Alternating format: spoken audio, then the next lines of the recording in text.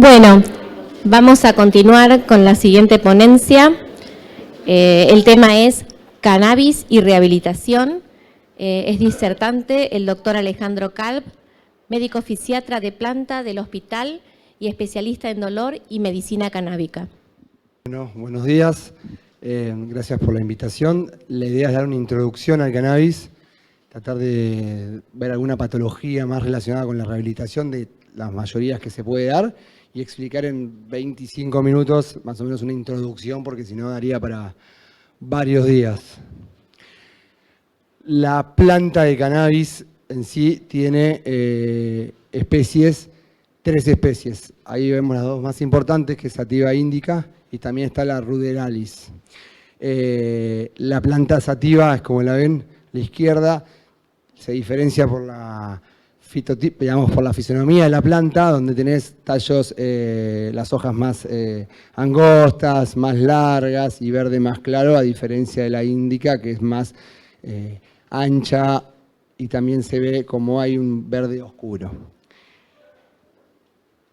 La diferencia entre sativa e indica también tiene que ver con que la sativa es más alerta, energía, creatividad, es más social, y la indica es más relajante, más calmante, más para el apetito y fomenta el sueño. Realmente, generalmente, últimamente, son híbridos, no es que es pura una u otra, es una mezcla de porcentajes entre las dos, no es que es sativa e indica totalmente, sino que lo que se va a ver es un híbrido de ambas plantas. Para entender lo que se llama la planta de cannabis, puede ser tanto el cáñamo, como le dicen la marihuana, en qué difieren el porcentaje de los cannabinoides, en este caso del THC, que vamos a ver ahora. Cuanto más THC tiene, hablan más el porcentaje de 7 a 15% de marihuana, y cuando es cáñamo, tiene menos de 0,3% de THC, que es el cannabinoide psicoactivo. Eso es lo importante, pero es la misma planta de cannabis. También la escuchan como hemp, que hemp es cáñamo, ¿no? O sea, es cannabis, en inglés, hemp, que es cáñamo, que sería esto, es la planta de cannabis con menos de 0,3% de THC. ¿Qué tiene la planta? Tiene alrededor de 400, 450 compuestos. Los compuestos son cannabinoides, los flavonoides y los terpenos. Los cannabinoides, más o menos hay entre 100, 110, algunos difieren 150, y el resto son terpenos y flavonoides, que le dicen compuestos secundarios. En verdad, en cantidad es mayor los terpenos y los flavonoides, pero en lo que sería el efecto, por eso le llaman secundario. El efecto principal lo harían los cannabinoides, aunque lo importante que hay que entender es que hay un efecto en conjunto. Lo importante es que el efecto es en conjunto con los terpenos, los flavonoides, toda la planta, que vamos a ver ahora. ¿Cuáles son los cannabinoides más importantes? De todos esos 110 más estudiados, el CBD y el THC.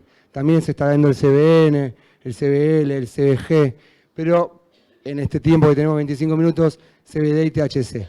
El CBD es el antiinflamatorio per se, natural, por excelencia, es un antiinflamatorio y sirve también como analgésico. Y el THC sirve para las náuseas, para los vómitos y obviamente potencia el CBD. Digamos, en el sentido, para el dolor neuropático serviría mucho CBD con THC en conjunto. El THC, el CBD lo que hace es modular el THC. ¿Qué significa esto? El THC es la sustancia psicoactiva y el CBD la modula ese efecto psicoactivo. En conjunto disminuiría el efecto psicoactivo del THC.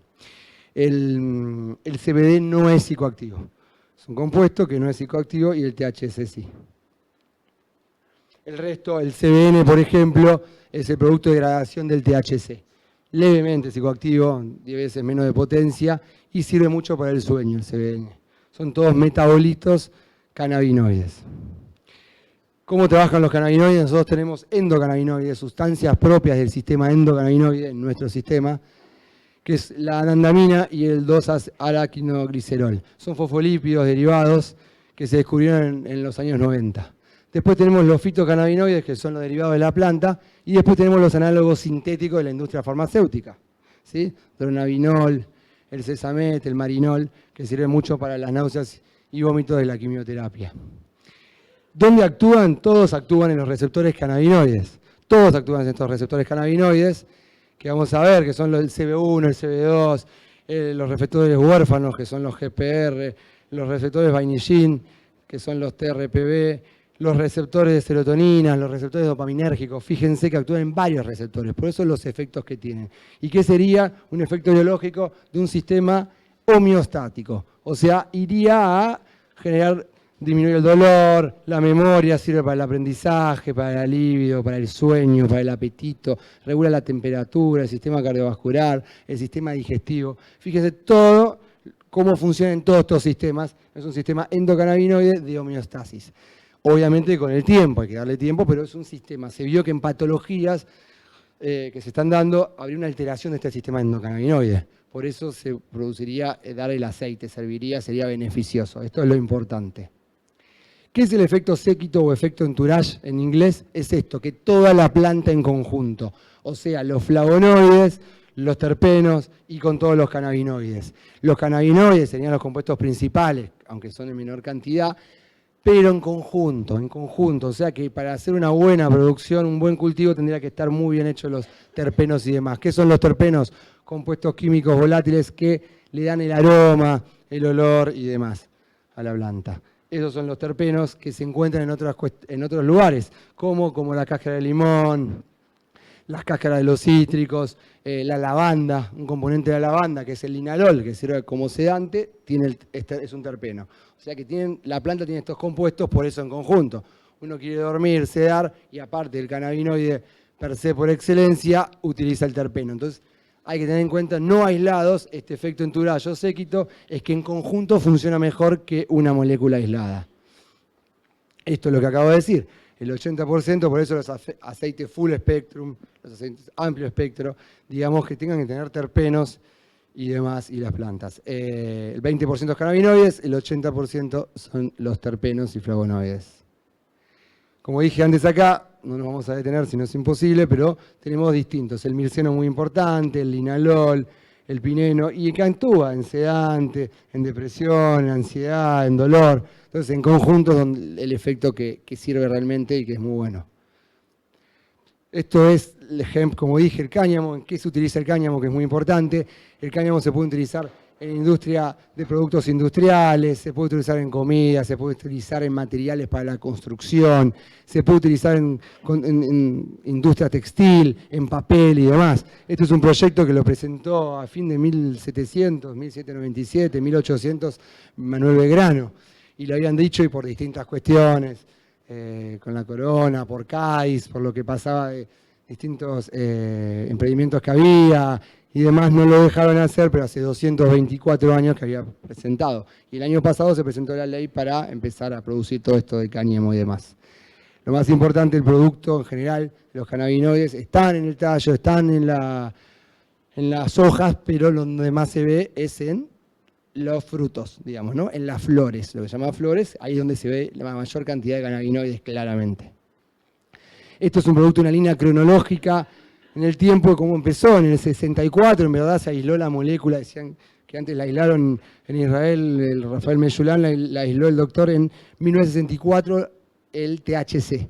Pero en 1988, el mismo equipo, o sea, 24 años después, siguió estudiando, vieron el primer receptor del sistema endocannabinoide, que es muy importante este sistema para la homeostasis. Como antes daban el endorfínico, se vio que regulaba muchas funciones, como dijimos. Entonces, 1988, 1992, el primer ligando de ese receptor, la anandamida, que es un fosfolípido derivado. 1993, el segundo receptor, el 2AG, 1995. En el 97 se vio la enzima que degradaba eso, que era muy importante también. Y así se fue dando y se vieron que hasta el 2013 el sistema endocannabinoide, en el 2012 que había receptores en la mitocondria, y así seguimos. Pero fíjense que hace menos de 40 años donde se empieza a descubrir esto, con lo cual obviamente los trabajos les faltan evidencia y calidad, eso no significa que no sirva y demás, pero necesitamos tiempo para seguir investigando. Él es el que aisló, el doctor murió el año pasado, a los 93 años, Rafael Meyulan, un búlgaro químico que es el que aisló la molécula de THC, hizo toda la investigación de cannabis con el primer receptor y demás, gracias a él realmente. La revista THC le hace un homenaje a Rafael Meyulan, la revista que habla de cannabis y demás acá en Argentina, porque realmente gracias a él se hizo todo lo que vino después y lo que está ahora en boga, digamos. ¿Qué es esto para explicar? La mayoría de las sinapsis que vimos en la facultad y demás, que son de la célula presináptica a la célula postsináptica con los ligandos, las vesículas que ya están almacenadas. Esto es una retrosináptica, o sea, es una retrosinapsis de la célula postsináptica a la célula presináptica. Y las vesículas no están almacenadas si no se hacen a demanda. Ante estrés, ante ciertas situaciones, se producen las vesículas y van de la célula postsináptica a la célula presináptica. Eso es lo importante. También actúa en la misma célula postsináptica, se vio que en la mitocondria había receptores y actúa en la misma célula. Pero el concepto de retrosinapsis con los ligandos, eso es muy importante. ¿Hay receptores CB1 y CB2? Sí, hay receptores que son los receptores. Los CB1 están más en el sistema nervioso central y los CB2 más en la inmunidad. Por eso como antiinflamatorio y demás. ¿Dónde va a actuar más el THC? En los CB1 que están en el sistema nervioso central.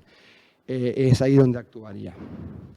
¿Dónde? En distintos lugares, en la corteza cerebral, en el hipotálamo, en el hipocampus, en el cerebelo. Por eso esas alteraciones motores que puede haber a veces cuando hay mayor cantidad, en el hipotálamo por la memoria, en el hipocampo por la memoria, en el hipotálamo por regulación de temperatura. Miren todos los receptores. También en el tronco encefálico, pero hay menos. Claramente muy pocos, por eso lo hace una droga muy segura a nivel de la parte de depresión respiratoria y demás, cardiovascular. Eso lo hace una droga muy segura porque hay muy pocos receptores a nivel del tronco. ¿Esto qué es lo que demuestra? Cómo actúa el CBD. Antes habíamos hablado de los receptores y que el THC, que era psicoactiva, actuaba más en el CB1. Acá lo que ve es cómo actúa el CBD. ¿Qué hace el CBD? No actúa tanto en CB1 y CB2, y si actúa, ven ahí rojo al final, en la derecha CB1 y CB2 en rojo, que lo que es un modulador alostérico, lo que hace es inhibir un poco el efecto, o sea, bloquea un poco estos receptores, que lo que haría es inhibir un poco el receptor, el efecto del THC. Si el THC actúa en CB1 y CB2, más que nada en CB1, si se actuaría el CBD y se uniría y disminuiría este efecto porque es un modulador alostérico, bueno, lo que haría es disminuir un poco, por eso habría que darlo en conjuntos y disminuiría el efecto. Después, ¿qué es lo que ve el CBD? Actúa en otros lugares. ¿En dónde? En otros receptores, como el dopaminérgico, como el serotoninérgico, como el receptor huérfano GP, como el vainillin. Entonces, diferentes efectos que tengamos, ¿no? El serotoninérgico, los antidepresivos actúan en el serotoninérgico, en la dopamina para placer, en el huérfano para también la parte epileptoide, de epilepsia, en la parte de TRPV, que son los vainillin, los vainillones para la parte de dolor. O sea, fíjense la cantidad de receptores en los que actúa. Por eso es muy importante la cuestión del cannabis en distintos receptores y el efecto que produce, ¿no? No son los receptores de cannabinoides. Por eso será para la ansiedad, será para el dormir, será para la epilepsia, será para el dolor y demás, por todos estos receptores que están actuando. Algunos de sus usos para limitarlos en rehabilitación: el dolor crónico, neuropático y no neuropático, como el artrósico, la espasticidad, que se vio y se estudió mucho en esclerosis múltiple, con un producto sintético, de extracto en verdad, que es el más que sintético, de extracto, que es el Sativex, y después en Parkinson, que se vio que hay evidencias, que las evidencias no son tan buenas para los síntomas motores, que vamos a ver, sino para más que nada para el ánimo, el dormir, la depresión y demás. Y después algunos otros como ACB, es un antioxidante, como vimos, actúa en los distintos receptores y como terpenos, entonces son moléculas antioxidantes, serviría como neuropatía secundaria a quimioterapia, para el dolor, sería en definitiva una neuropatía. Las náuseas y vómitos, es muy bueno para náuseas y vómitos, los análogos sintéticos que dije antes al principio, el dronabinol, digamos, el marinol, el Sesamet, que son las marcas, sirven mucho para náuseas y vómitos. Y para el insomnio, mucha gente consulta por sueño. Así que realmente sirve para el sueño y demás. Dolor neuropático, el dolor consecuencia de lesión o enfermedad del sistema somatosensorial. Tiene distintas características, esto es rápido porque si no nos llegamos: quemazón, sensación de frío, sensibilidad alterada, hormigueo, pinchazos. Esto es como se manifiesta el dolor neuropático en una síntesis. No es un dolor disfuncional, difuso, no hay necesariamente una lesión tisular.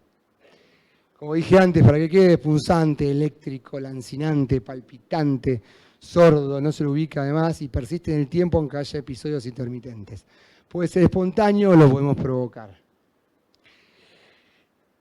visto qué es la sensibilidad y cómo se vería. O sea, el dolor es un sistema, es una modalidad de sensibilidad superficial que ingresa en la parte dorsal de la asta anterior de la médula, va por todo el tronco, termina en el tálamo, que es el núcleo de relevo sensitivo muy importante, y del tálamo a la corteza cerebral parietal, donde se procesaría. Sería la vía nociceptiva y el dolor en sí, en la percepción que se produce, en la integración que se da en la corteza parietal, ¿sí? Eso sería el dolor. Y decían que había una neuromatriz, esto es breve porque es imposible, sino la neuromatriz del dolor, que sería una propia entidad, digamos, psicológica, que sería cada uno la vivencia que tiene uno, la experiencia que tiene uno, que el dolor de uno no es el dolor del otro, es una experiencia subjetiva. Eso tiene que ver con esta neuromatriz y con la percepción. Por eso el dolor es cuando llega a la corteza. Lo otro es la vía nociceptiva, que es la transmisión, claramente, el dolor con la sustancia P y demás. ¿Qué haría el cannabis? Actuaría en todas estas cuestiones, actuaría en las interneuronas, inhibiendo que sería en la sustancia, lo que sería acá en el asta dorsal, en el ganglio dorsal, actuaría en el tálamo, actuaría en la corteza parietal, actuaría. Así como actúan otros analgésicos, el cannabis actuaría en todas estas diversas cuestiones. Alivia la lodinia es el estímulo que no es doloroso, que provoca dolor, son estímulos no dolorosos que provocan dolor cuando se produce esta alteración, o la hiperalgesia. ¿Por qué? A través de receptores en la amígdala, en el tálamo, en la médula espinal y en el ganglio. Los receptores CB1 en todos estos, ahí actuaría. El delta 9 THC, ese tetrahidrocannabinol, inhibe la síntesis de prostaglandinas también, como antiinflamatorio. Y disminuye la liberación de serotonina en el sistema trigeminovascular. También activa los potenciales del receptor transitorio, el TRPV, que eso disminuiría el dolor. Fíjense, y el CBD también funciona como agonista. Fíjense dónde actúan todos los receptores del dolor y también en antiinflamatorios. Por eso es como un dolor neuropático y también antiinflamatorio por excelencia. También el THC lo vincula más el CBD, pero el THC también actuaría inhibiendo esa prostaglandina de 2, que es un mediador claramente inflamatorio. Los analgésicos afectan diferentes partes de la vía del dolor, como dijimos, y ahí vemos las primeras líneas que tenemos, siempre antidepresivos, como la duloxetina, la amitriptilina, como los opioides también, como segunda línea de dolor neuropático, pero para el dolor, los Coxib, los AINE, fíjense dónde actúan y demás. Bueno, ahí actuaría también el cannabis, como dije antes, en todos los niveles, actuaría el cannabis. Después habría que ver, claramente para el dolor, habría que utilizar THC y CBD. Para el dolor crónico no serviría para un agudo, sí para la reagudización del dolor crónico. Hay un dolor crónico, tengo reagudización, serviría como rescate. Si no, sirve para el dolor crónico el cannabis, no para el agudo en sí, y para el dolor neuropático y no neuropático. Pero claramente la composición sería CBD-THC, porque el THC, digamos, lo potenciaría claramente. La dosis es importante, porque me dirían, ¿no es psicoactivo? Sí, es psicoactivo, pero depende de la dosis, te puede dar o no alucinaciones o diferentes alteraciones. Si no, no, y es segura y demás. También hay que ver dónde se hace, cuán regulada está, cómo son los productos de terpenos, y eso es lo que está fallando un poco todavía en el mercado, claramente, ¿no? Medical Cannabis for Neuropathic Pain, o sea, sería cannabis medicinal para el dolor neuropático en el 2018. Y como siempre dice, está bien, las muestras son pocas, son RCT, son ensayos, y de poca duración. Sin embargo, eso no significa que no, hay una evidencia de seguridad y de eficacia que sirve en este caso de vaporización. Es un vaporizador. ¿Cuál es la diferencia del vaporizador? Que el vaporizador, la vía del vaporizador lo que hace es más aguda, dura 2 horas, a diferencia de la oral, que tiene un paso hepático que dura de 6 a 8 horas. Y el vaporizador, a diferencia de fumarse un cigarrillo y demás de marihuana, ¿cuál es la diferencia? Que el vaporizador lo que hace, tiene distintas temperaturas, algunos tienen 1 o 2 temperaturas, y vos podés elegir la temperatura y decir, saco terpenos, saco el THC, saco el CBD, depende de la temperatura que va generando, voy sacando la molécula que quiero. Y aparte, lo más importante del vaporizador, no agrega el fumar como tienen los otros elementos compuestos tóxicos que tiene un cigarrillo normal y demás. Entonces el alquitrán y todo eso con vaporizador no se produce para los pulmones. Eso sería muy bueno, se utiliza para el rescate. Una reagudización del dolor crónico puede fumar. Dura 2 horas claramente porque es algo local respiratorio. O sea, que dice que es muy bueno, sirve, pero obviamente para el dolor neuropático son muestras cortas y demás. Porque la evidencia la están haciendo, recién ahora está haciendo legal para hacer trabajos. Eso no significa que no sirva, sino que hay pocos estudios y de baja calidad, en la realidad, con baja cantidad de N. Después esto es, en la guía de Canadá, se volvió a ver, se volvió a hacer hace poco y dijo, para el manejo crónico farmacológico hicieron en la sociedad canadiense, Canadá como Israel es el país pionero del 2001 que están trabajando esto, o sea, acá recién estamos trabajando, 2001, y claramente se está trabajando hace unos años y es muy bueno lo que está pasando acá, pero hace 20 años tienen mucho más experiencia, y dijeron, tercera línea, primero vamos con la pregabalina, la duloxetina, segunda línea vamos con opioides y demás, tercera línea vamos. Después podemos pensar, ¿por qué tercera línea? Como dije antes, se está investigando y demás, eso no significa que algunos no lo utilicen como primera y no sea eficaz. Pero bueno, probemos con la medicina primera que está regulada y después probemos con esto, digamos, dijeron. Pero claramente lo aprueban, trabajan y lo venden.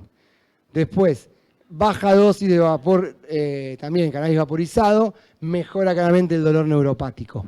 39 pacientes, estudio doble ciego, baja dosis, 1,29%, mediana dosis, 3,53%, un estudio transversal, con placebo control bien hecho, baja cantidad de pacientes, 39 pacientes, y se vio que los efectos psicoactivos eran mínimos y bien tolerados, y efectos neuropsicológicos de limitada duración irreversibles dentro de 1 o 2 horas.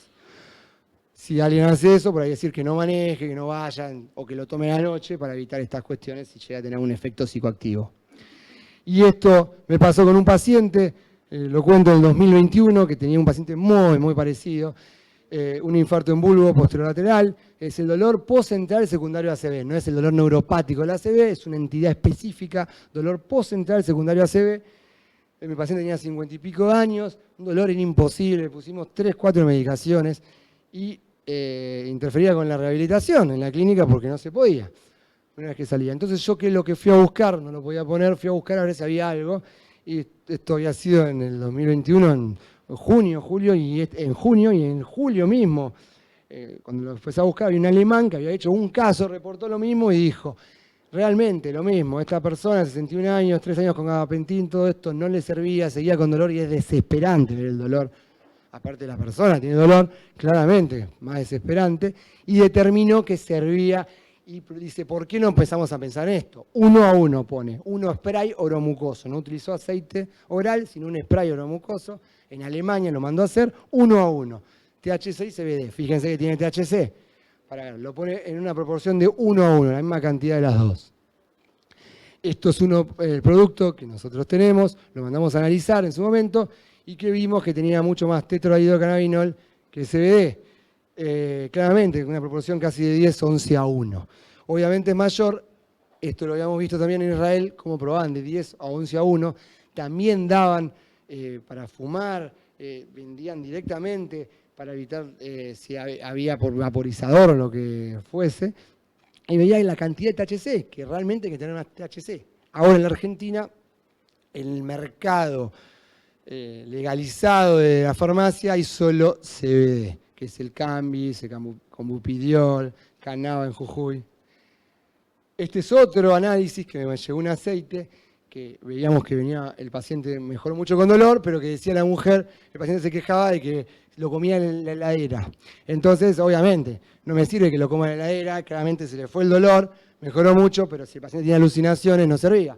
Lo mandamos a analizar en otro lugar en la UBA y nos dio que tenía de 140, 139, 140 a 2, o sea, una proporción de 70 a 1, o sea, bueno, se le fue la mano.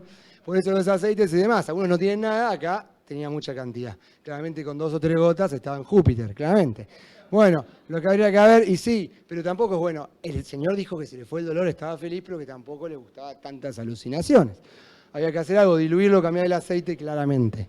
Pero para que vean, uno de tantos aceites. En Córdoba se hizo un estudio en el 2022 que demostró eso, que la mayoría no tenía cannabinoides o no tenía, que había un gran efecto placebo, el 55% más o menos, que servía mucho, pero que muchas muestras no estaban bien hechas.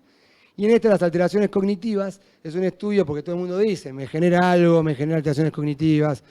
No estamos haciendo ninguna apología de la marihuana, ni mucho menos. Claramente estamos diciendo el aceite en proporción, bien hecho, con distintos para cada cepa, para cada paciente, y que se veía que las alteraciones cognitivas, en un estudio que se había hecho, había que hacer más estudios, no se había demostrado afectación persistente después de 28 días de abstinencias, salvo los que fumaban o cuyo inicio de consumo era constante y demás antes de los 17 años.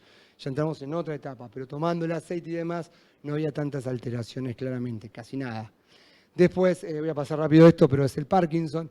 Lo que demostraban en Parkinson era que en estudio de 2022, que era la eficacia, digamos que había mejorado, pero mejoraba más que nada los síntomas no motores. Los síntomas como ansiedad, depresión, no tanto los síntomas motores, que había que hacer mejores estudios para el temblor o para la rigidez. Había medicina basada en la evidencia que mejoraban, pero realmente en el estudio 1, 2, 3 estudios no mejoraban tanto la eficacia para los síntomas motores del Parkinson. Lo mismo en otro, que un review del 2022, que decía exactamente lo mismo, que mejoraba, tenía un beneficio para aliviar digamos, la ansiedad, el dolor, mismo el temblor, pero no el resto de los síntomas motores. Sí el temblor, que es algo que molesta, pero bueno, no el resto de los síntomas.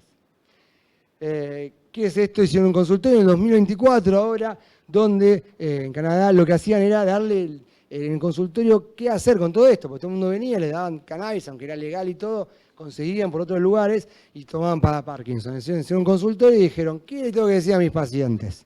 Pareció espectacular. Y decir, bueno, no sabe, se demuestra los efectos, pero tarda un tiempo en demostrarse. Hay una falta de evidencia realmente en la seguridad dada por los trabajos para decir totalmente en los síntomas motores, hay que decírselo.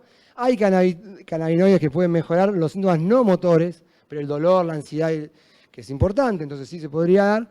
Y sin embargo, se ve que mucho THC tampoco vendría bien, pero no tanto THC mejoraría. Y tendría más efectos secundarios. Sin embargo, diría que se podría dar, hay una falta de regulación, pero se podría dar porque podría mejorar. Eso es lo que le dice. Entonces, en definitiva dice, dale el aceite, pero bueno, tené cuidado. Me quedan 5 minutos. El Satidex, la muestra del Satidex, ya termino. El Satidex es el producto que hay en Europa del 2009, 2010, en Reino Unido y en demás, que se utiliza para la esclerosis múltiple, para la espasticidad. Entonces diríamos, podríamos hacer para la espasticidad, mi evidencia es 40-50% con el aceite con THC y CBD, acá es 1 a 1, es un extracto, de mejoría en mis pacientes, de los que tengo, la verdad, mucho más en dolor que en espasticidad. ¿Qué es esto? Esto es en Israel, cuando fui, roté y estuve, que tenían todo desarrollado y ellos tenían directamente los productos, ya hace años, directamente, y fíjense, tienen también medidos que acá ya empezaron a medir algunos terpenos, pero medían los terpenos en cantidad y decían 27%, 23%, y te dice, ¿qué es más? ¿Sativa o índica? Es más índica, ven el solcito, la luna, para que la doma descansara más arriba, y veía qué categoría, y fíjense el THC arriba, 16 a 24% contra 0,7, ¿no? O sea, bastante diferencia, o sea, le dan bastante al THC. Después podemos discutir distintas cuestiones, pero lo hacían en un país. Y el CBN, que sirve para el sueño, decía que tenía menos de 1,5, pero lo determinaban. Lo mismo, otro producto de aceite, del 9 a 11%, esto es más regulado, 1 a 1, de THC-CBD, y en el medio, una híbrida en el medio, ni más sativa ni más índica, y los terpenos, otros terpenos, humuleno, ahí aparece el linalol, que es de la lavanda, y la cantidad. Totalmente regulado, claramente, uno sabe lo que está dando, muy bien analizado. Esto es un producto de un paciente que yo tuve que fumaba cannabis, le daban porque bajaba la prevalina y ante los rescates le daban el cannabis. Estos son flores directamente, son flores vendidas, que ahí dice Tevadir, que es la marca como estaba, y abajo se ve 10 gramos que dice, está ahí THC que se ve. En las letras se puede ver THC que dice de 10 a 17% de contenido. O sea, está fumando marihuana. Pero bueno, para disminuir el dolor y demás de rescate. Todo analizado. La actualidad acá, el ReproCan está funcionando, ya hicieron una ley nueva, salió el 7 de agosto, y demás, que mejoraron algunas cuestiones, determinaron que tiene que haber patologías para que no sea para cualquiera, el médico tiene que estar inscrito y tiene que tener un posgrado, obviamente en cannabis, para que no cualquiera lo pueda hacer. Me parece bien hecho y Bueno, y es el registro del programa de cannabis. La gente se anota y puede cultivar el cannabis y demás. Acá se cultiva THC, CBD, cualquier cosa, ¿qué es esto? Pero bueno, lo pueden cultivar y demás según la patología. En la farmacia, Jujuy ya exporta la flor. Jujuy tiene algo particular, un microambiente de cannabis, donde ya empezó a exportar todo. Primero exportó a Macedonia del Norte, hizo la prueba, y después empezó a exportar a Portugal, Alemania, Australia y demás flores de acá. Y estos son los productos que hay, CBD, Comupidiol que hay en la farmacia, cannabis, cannabidiol y el Ratisalil. El Ratisalil tiene 5% y se ven, dice, uso cosmético porque es lo que le permite. 5% de CBD. Los geles tendrían que tener mucho más para tener un gran antiinflamatorio, pero bueno, es lo que hay. Y el cannabis es muy bueno, el Comupidiol también, el cannabis realmente son los productos que hay, 5 miligramos, hay productos de 10 mililitros aparte que serviría. El CBD, ¿para qué serviría el CBD? Para la ansiedad, para dormir también, sirve con THC, pero sirve. Para la ansiedad sirve mucho, para las epilepsias CBD, claramente. Así que realmente. Estos son los libros que uno puede recomendar, algunos de los libros. El de acá, el de marihuana, es el de Fernando Solano, que es más periodista, que cuenta todo cómo se fue dando, cómo es la historia del cannabis, es muy interesante. La guía completa, el manejo clínico que se da acá, cannabis de Jujuy, el cannabis medicinal de Morante, que es el que lo hace acá en Argentina, y la farmacia canábica, con el que yo me formé, que es muy bueno realmente y demás, los libros. Las últimas investigaciones se dio para alta dosis el 7 de agosto, en los webinars que uno participa, alta dosis CBD para síntomas menstruales, y también en el último, no lo puse ahora, ácidos. La planta, el producto es ácido, o sea, está en la forma ácida, se convierte en la forma neutral cuando se va generando los procesos. Pero se vio que servían porque ¿por qué servían las formas ácidas? Porque tienen mucho mejor absorción y potencian el efecto y el efecto séquito también. ¿Cómo se forma la forma ácida? O masticando 0,25 gramos de algo crudo, digamos, de la planta, o haciendo un té en agua. ¿Por qué el té? Porque si le pongo crema o leche, es grasa y ya se pierde. Son liposolubles. Por eso hay que comerlo con la comida, el aceite, porque es liposoluble el cannabinoide. Entonces, para tener la forma ácida y no que se transforme y sea liposoluble, como la forma ácida es más en agua, habría que hacer un té con agua de 4 o 5 minutos, no ponerle ni crema ni nada medio graso, y así podrías tener el coso. Y también otro truquito es como uno baja el THC, a veces oxidándolo, digamos, con el sol, ¿no? Con el calor lo baja un poco y demás a CBN, que es cómo se produciría. Este es mi producto, lo vamos haciendo y demás. Es un producto que tiene también CBD, THC y más cuestiones. Y bueno, es un equilibrio, sin ni chamanismo, ni cualquier cosa. Hay que formarse, hay que hacer bien, a quién le sirve, porque todo el mundo conoce a alguien que toma aceite y no regulado, entonces habría que ver qué, cómo y demás. Cualquier duda, ahí tenía mi teléfono. Bueno, muchas gracias. Vamos a continuar con la siguiente ponencia. El tema es rehabilitación del paciente con amputación postraumática severa. La moderadora es la doctora Luciana Guenot, médica fisiatra de planta del hospital, miembro del equipo médico del Comité Paralímpico. Expone el Comité de Amputados, doctor Germán Genuso, médico fisiatra especialista en deporte, coordinador del Comité de Amputados del Hospital, médico del Comité Paralímpico Argentino. Les pedimos un poco de silencio para poder escuchar. La licenciada Cecilia Sánchez Correa, licenciada en Kinesiología, kinesióloga de planta del hospital, docente de órtesis y prótesis en la carrera de Kinesiología de la UBA, magíster en Salud Pública.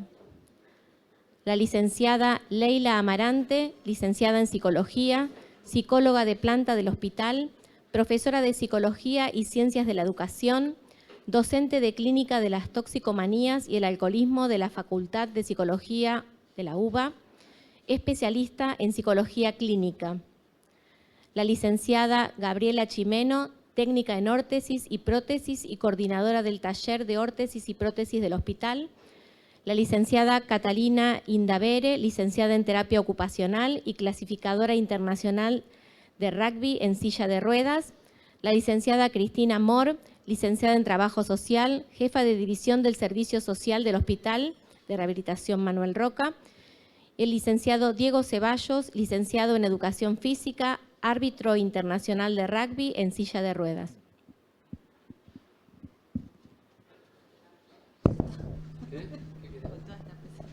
Bueno, ahí estamos ya con la presentación, ya estamos por finalizar.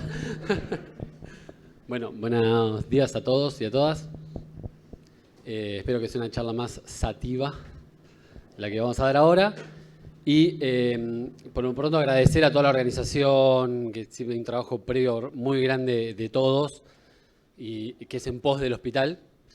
Y también agradecer a nuestra directora, que creo que apostando a la visibilidad, fomenta que todos podamos generar un buen espacio, y como creo que pasa que a veces digo, cuando uno invita gente a la casa, la ordena, la limpia, pone los zapatos en su lugar, guarda todo, siempre en prolija, tratar de ser visible.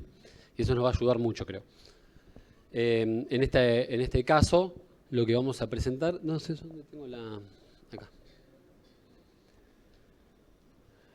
En este caso lo que vamos a presentar, y en esto de visibilidad, la verdad que nos parece importante mostrar un poco el equipo que somos y el trabajo que hacemos, y cómo nos fuimos organizando en este tiempo, porque somos un comité que se fue actualizando de forma de un aspecto formal. Somos un comité como joven, juego a favor, más que todo por el tema de cuándo esto pudimos empezar a hacerlo entre todos juntos, pero que lleva muchísimo tiempo, mucho prestigio de fondo, y querer seguir trabajando con eso, la verdad que nos genera una necesidad de comunicación y orden. Para después entrar, sí, en la temática, que la que vieron todos en la guía, que es la que nos trae acá también a compartir. Bueno, el Comité de Amputados somos 11 profesionales en total. Van a ver ahora cuando se presente cada uno quiénes son los que lo representan.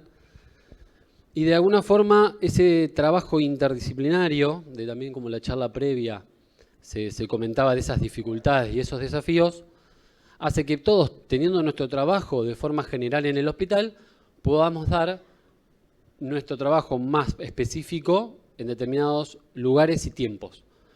Que, por ejemplo, en lo que se nos fue dando en la práctica diaria, algo que yo a veces les digo que es el Super M, que es el Super Miércoles, porque el miércoles es donde está el consultorio, donde tenemos los trabajos de recreación, que ahora los vamos a ver, y deportes, las derivaciones internas que nos hacemos en casos complejos.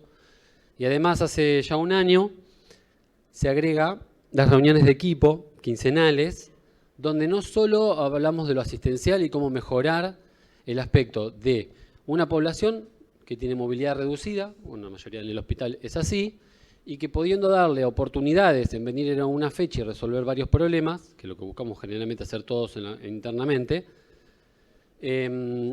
facilita ese trabajo. Pero también nos genera la posibilidad de charla desde lo asistencial, con esos casos de difícil abordaje, por eso la charla de esta interdisciplina me parece interesante, y el planteo de los objetivos interdisciplinarios, consensuados muchas veces, y asociados a derivaciones internas. O sea, un miércoles, por ejemplo, yo en mi caso en el consultorio, puede ser que tenga tantos pacientes citados, pero entre las derivaciones internas se va haciendo más. Pero son derivaciones internas objetivas, no es para sentarme media hora con el paciente, sino que son más para resolver casos puntuales.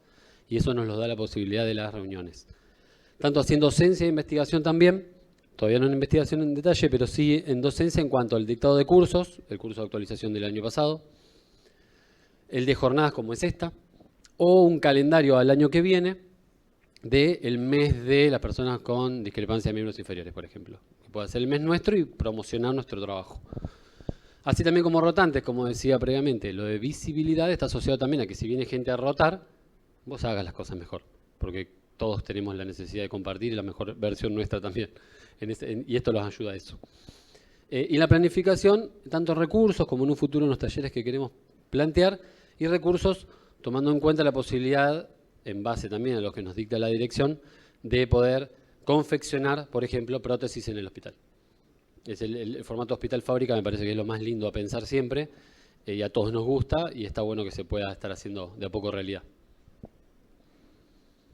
Es así como entrando un poquito ya en mi temática, a grandes rasgos en las funciones, que la idea del médico fisiatra es poder definir si hay un criterio de rehabilitación y qué modalidad. Por ejemplo, los pacientes con amputación, las personas con amputación, el abordaje nuestro es ambulatorio en el 95-96% de los pacientes que vienen.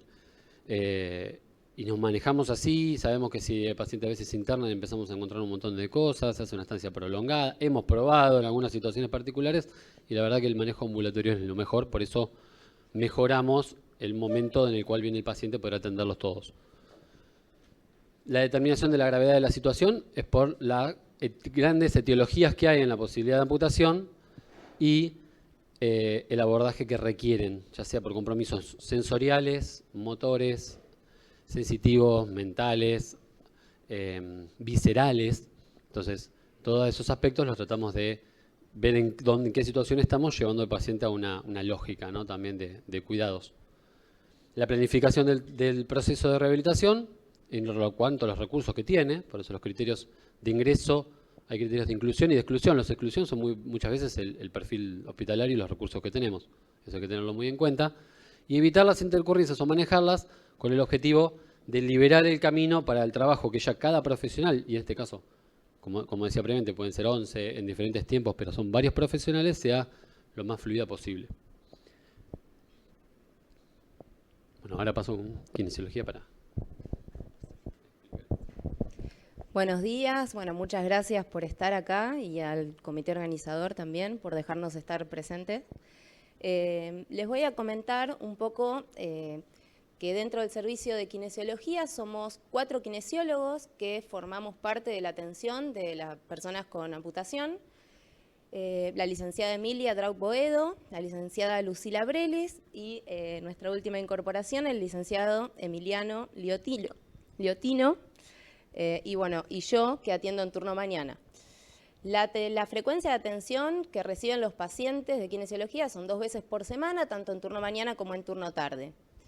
Básicamente, el planteo de los objetivos kinésicos se realiza a través de un enfoque basado en la clasificación de la CIF, de la clasificación del funcionamiento, discapacidad y salud, donde el kinesiólogo especializado en el área de amputados debe realizar una evaluación de las funciones y estructuras corporales del paciente, es decir, de la fuerza, de la sensibilidad, de los rangos de movimiento, de la presencia de dolor fantasma, así como también debemos evaluar para detectar limitaciones en la actividad y restricciones en la participación de la persona.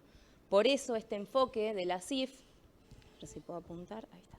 Este enfoque de la CIF aborda a la persona desde su funcionamiento, pero también incluye a los factores contextuales, sobre todo los factores ambientales que va a ser donde se desenvuelva el paciente.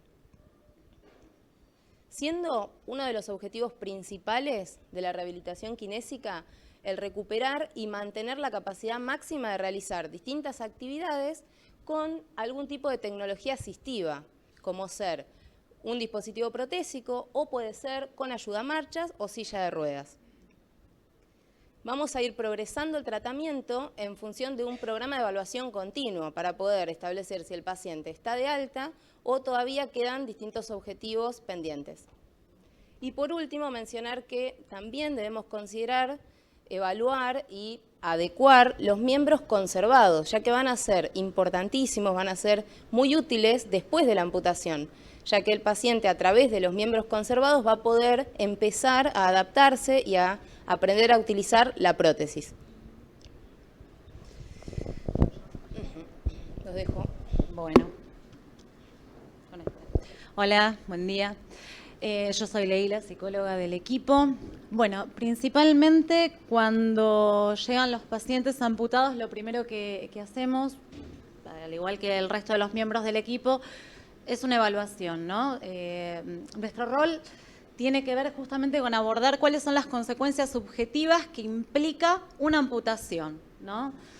Como una amputación a nivel subjetivo tiene que ver con una pérdida, lo que se va a trabajar justamente es la subjetivización de esa pérdida y en qué áreas afecta al sujeto. Entonces, nosotros vamos a trabajar con esas consecuencias subjetivas, ¿no? ¿Con qué tiene que ver esa pérdida? esa pérdida de miembro va a afectar la autonomía del sujeto, cómo se signifique él ante el resto, la imagen corporal principalmente. En psicología nosotros manejamos un concepto de cuerpo, como decían hoy en otra de las charlas, distinto, ¿no? El cuerpo es una construcción que tiene una historia y está atravesado por un lenguaje, cómo nos nombramos nosotros. Sufrir una amputación altera, digamos, esa imagen corporal y hay que resignificarla. Entonces hay que trabajar cómo se ve el sujeto y cómo piensa que lo ven el resto. Y esto, de manera directa, disculpen, afecta lo que es la identidad, ¿no? Cómo es visto, cómo es nombrado y cómo se nombra así. ¿Cuál es la orientación del trabajo terapéutico? Como estamos hablando de una pérdida, es un trabajo de duelo, es acompañar el duelo que hace el sujeto para que se inscriba esta pérdida. ¿Qué significa esto? En un primer momento, cuando llegan los pacientes, se puede leer lo que nosotros llamamos urgencia subjetiva. ¿Qué significa esto? Que no hay recursos para poner en palabras eso que se perdió, esa pérdida, ¿no? Es todo angustia, enojo o no hablan. Entonces, desde el espacio lo que hacemos es ofrecer una escucha para que se empiece a nombrar algo de esa pérdida. Es muy interesante que en ese punto lo que se puede escuchar en el consultorio son frases que tienen que ver con la falta y la pérdida. A mí nunca me faltó nada, a mí no me gusta perder ni a la bolita. Yo hice que a mi familia nunca le faltara nada. Entonces se empieza a significar e inscribir algo de esa pérdida, a nombrar. Eso hace que la angustia baje y que se pueda trabajar diferente con esa angustia. Que esa angustia se pueda no solo nombrar, sino permitir que el sujeto pueda enlazarse con el entorno de una manera distinta. ¿Qué significa esto? Nosotros trabajamos para que el duelo no adquiera rasgos patológicos. ¿Qué significa? Que no se melancolice el sujeto. O sea, que el trabajo que haga pueda reorientar la energía que está puesta en el duelo hacia el afuera, ¿sí? Que no quede en una posición de culpabilización o de reproche, sino que pueda formar nuevos lazos distintos, con una nueva imagen corporal, que se incorpore algo de esto, ¿no? Que pueda construir una identidad, ¿no? Y que pueda formar autonomía. O sea, lo que nosotros tratamos es que lo que se va adquiriendo en el proceso de rehabilitación se lleve al afuera, ¿sí? No se quede solamente en el consultorio. Bien.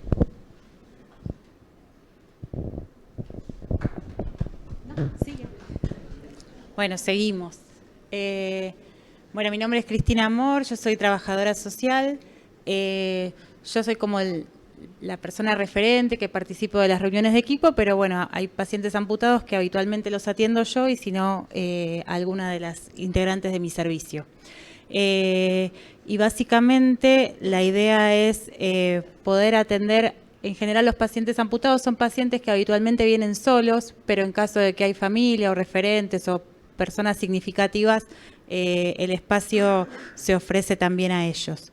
El objetivo del servicio social, como en todos los espacios de rehabilitación, tiene que ver con brindar un acompañamiento en esta nueva situación de salud que tiene un impacto fuerte en la vida de las personas, tratando de encontrar e identificar cuáles son las necesidades de las personas e intentando dar respuesta a esas necesidades, trabajando en conjunto con los sujetos. Y también apostar a un trabajo que apunte hacia el autocuidado, hacia el cuidado de las personas que lo cuidan, promover acciones de salud, porque no es como un momento de llegada, sino que bueno, que hay veces que hay que articular con otras instituciones donde también está realizando el seguimiento y la atención. Así que desde esta perspectiva se trabaja desde el servicio. No hay como una frecuencia establecida, sino que en general por las derivaciones del equipo llegan los pacientes y después van viniendo en distintas etapas de su paso por el hospital, van acudiendo al servicio espontáneamente o a partir de un seguimiento que se realiza desde el área. Y ahora Gaby.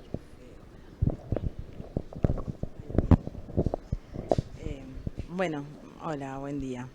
Mi nombre es Gabriela. Desde el punto de vista del ortopedista, nosotros comenzamos a trabajar con el paciente desde el momento en que llega al hospital, donde se hace una evaluación conjuntamente con el doctor Genuso para ver en qué condiciones viene el muñón, qué posibilidades de equipamiento, controlar el muñón en el tema de si viene con lastimaduras, con tipos de cicatrices, si tiene adherencia al músculo que hay que trabajarlo para... Voy a tartamudear, perdón, pero estoy nerviosa, así que tenía que decir esto para descomprimir, perdón. Bueno, con el tema de las adherencias, tratamos de que se hagan determinados masajes para que... Todo esto es el proceso del tratamiento preprotésico, para después llegar a la protetización.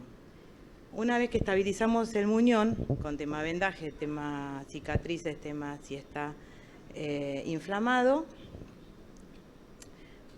pasamos al proceso de equipamiento. Desde que llega hasta que es equipado, el ortopedista está continuamente en contacto con el médico, con el kinesiólogo, porque siempre va a tener una necesidad del paciente de algún detalle. Hoy actualmente, anteriormente hemos equipado pacientes, pero con componentes donados. Hoy actualmente estamos equipando 5 pacientes con todos componentes nuevos, así que esperemos poder seguir equipando más pacientes en este hospital.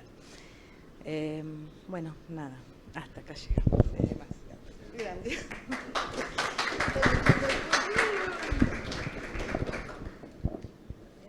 ¿Cómo pasó? Bueno, antes de eso, queríamos presentarnos,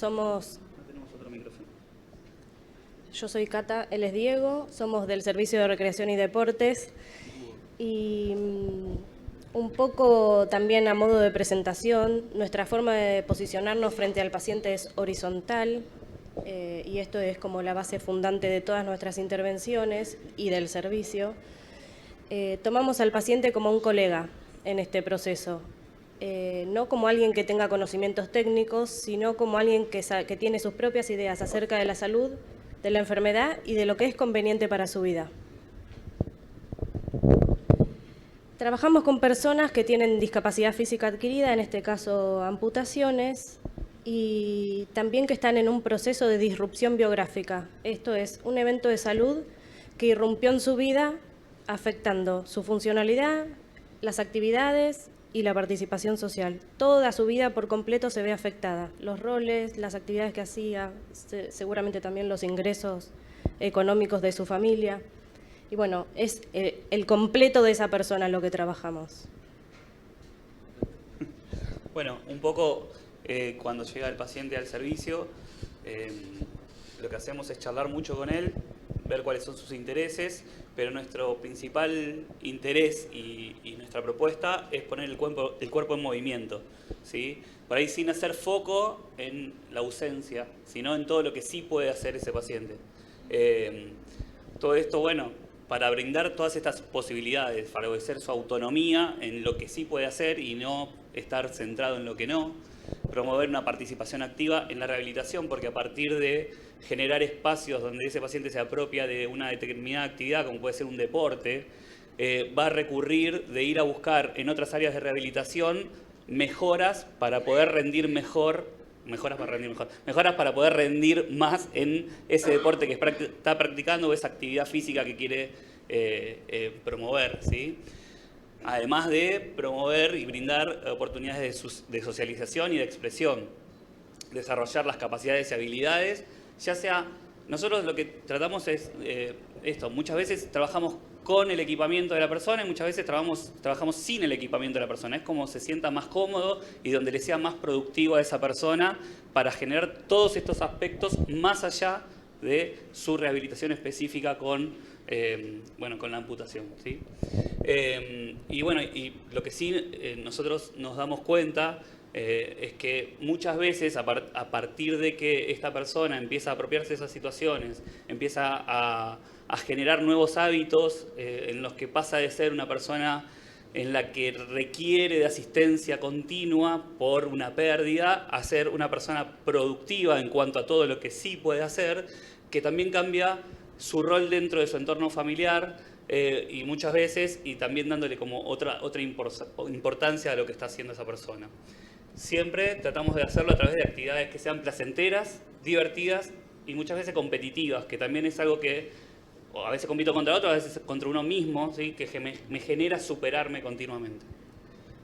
Sí, agrego que trabajamos con derivación médica, hacemos una evaluación inicial y después durante el tratamiento la evaluación es constante, sobre todo, en qué etapa de tratamiento está, pero haciendo especial hincapié en qué etapa de capacidad de proyectarse afuera de una institución de salud se encuentra, porque nuestro objetivo es que la práctica de deporte se dé por fuera de una institución de salud. O sea, este es un tiempito, después los acompañamos cuando detectamos que es el momento oportuno, los acompañamos a ver un entrenamiento de deporte o a visitar la Agencia Nacional de Discapacidad. ¿Pasar a la próxima mientras? Debería estar el video. Ahí está. Mientras hablamos de eso. Esto es lo que decía Cata, o sea, no todos están al mismo tiempo o en la misma situación de poder ir a apropiarse de una actividad fuera del ámbito hospitalario. Muchas veces hacemos una visita a algún lugar externo, lo acompañamos en ese proceso de adaptación a la afuera. Y para esto es muy importante no apresurarse en que eso sea, ni tampoco dejarlo pasar mucho tiempo. O sea, para las dos cosas, para que no se estanque dentro del hospital esa persona y se apropie demasiado de este ámbito y no quiera irse porque se siente contenido, respetado, etcétera, etcétera. Pero al mismo tiempo que no sea algo para lo cual la persona todavía no está preparado emocionalmente, ¿sí? Entonces tratamos todo el tiempo de ir reevaluando esas situaciones y cuando vemos que es el momento que consideramos apropiado, hacemos una visita, le mostramos el espacio, siempre acompañamos en estos procesos. Y cuando esa persona ya se incorpora a la actividad fuera del ámbito hospitalario, también hacemos como un seguimiento para ver si realmente está conforme, si le gusta, si está bien, cómo se siente y tener también nosotros una retroalimentación de todo eso que surge. Bueno, gracias.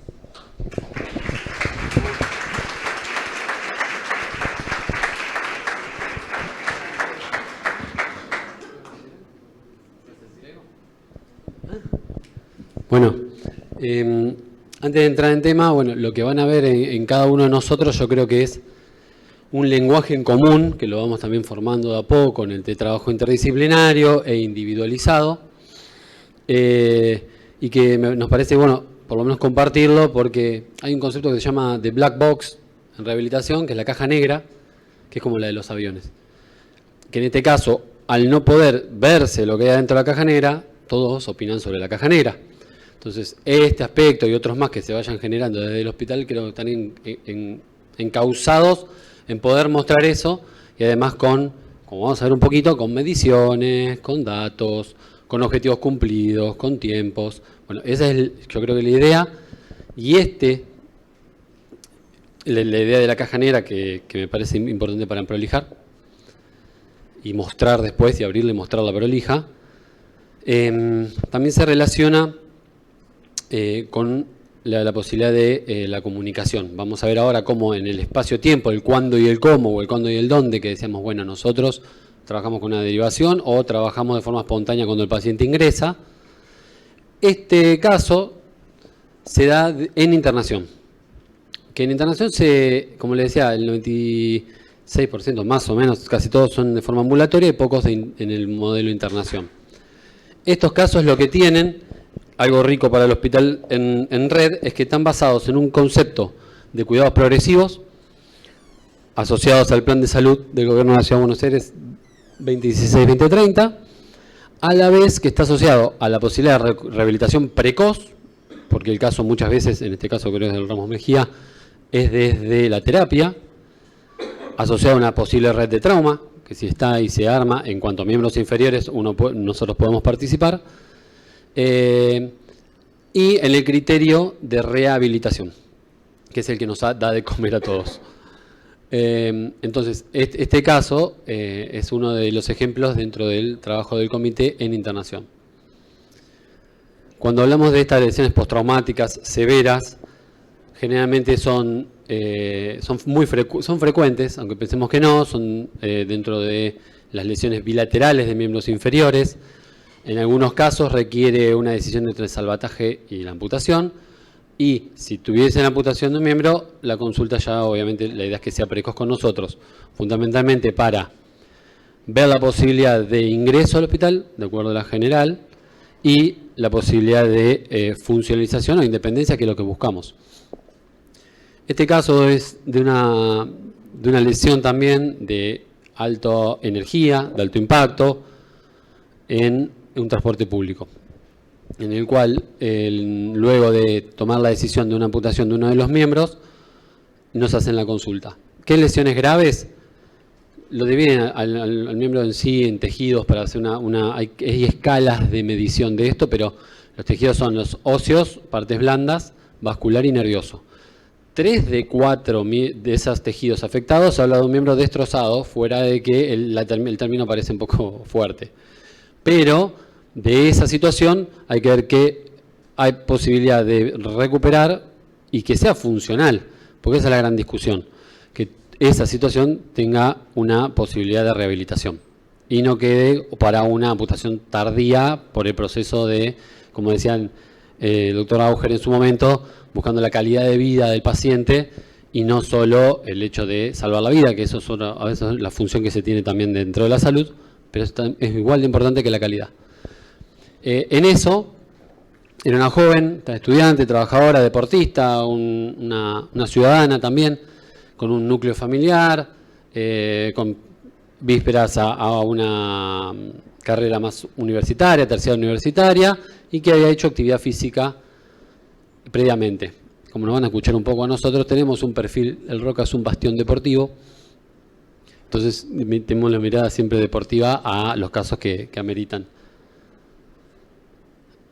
En esto, como decíamos del ingreso, y ahora vamos a ver unos detalles capaz en imágenes para significar un poco la situación, o desde psicología, que una de las frases que nos decían de la terapia era, antes de entrar a la terapia, no me corten las piernas, ¿no? Una frase con la que después tiene que lidiar el cirujano, es que tenemos desafíos. Esos desafíos son definir, como decía previamente, lo que son las lesiones graves, lo que es el impacto en sus actividades diarias, y eso genera entre ambas la posibilidad de, asociada a la vigilancia y cuidado y reparación y recuperación de los tejidos que tenía ella lesionado, la necesidad de ingreso.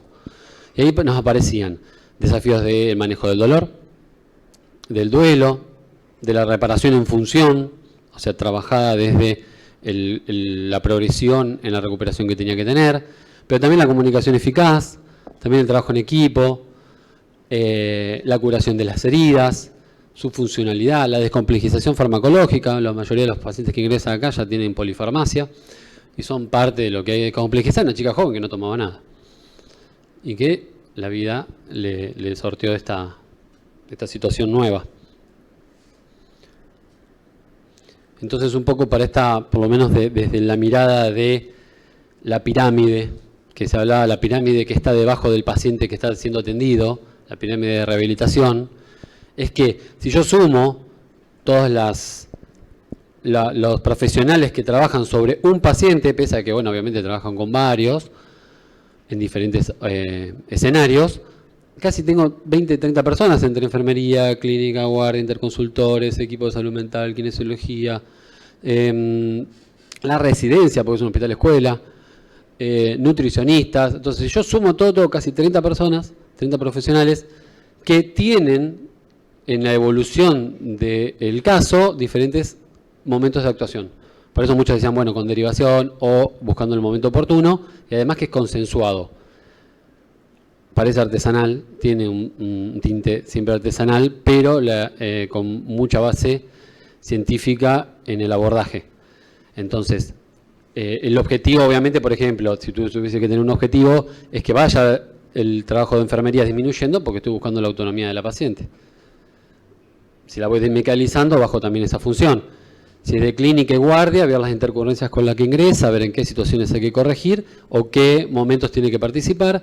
Y así cada parte del equipo, algunos tienen más participación y otros más parcheada, pero todos hacen a que haya una buena comunicación, porque si entre esos 30, una paciente receptiva, joven, a veces querellante o que pide justificaciones, hay que ser muy prolijo. El daño del poder de las palabras es así y existe, y lo hemos visto muchas veces. Todo el trabajo que se hizo hay que volver para atrás unos pasos para retomar de vuelta el camino.